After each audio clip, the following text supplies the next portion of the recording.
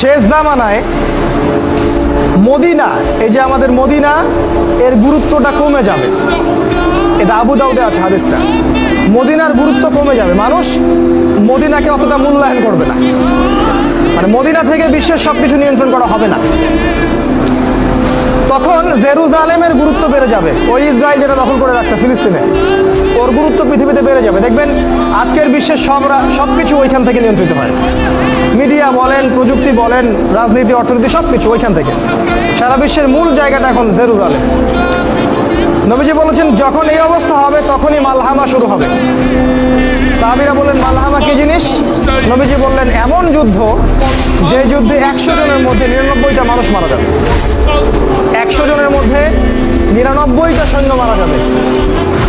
এবং এই যুদ্ধটা হবে ইউফ্রেটিস বা ইরাকের ফোরাত নদীর সোনার পাহাড়কে কেন্দ্র করে। এটা সামনে হতে যাচ্ছে। এবং এই যুদ্ধটা হবে 80টা দেশের মধ্যে। বিশ্বের 80টা দেশ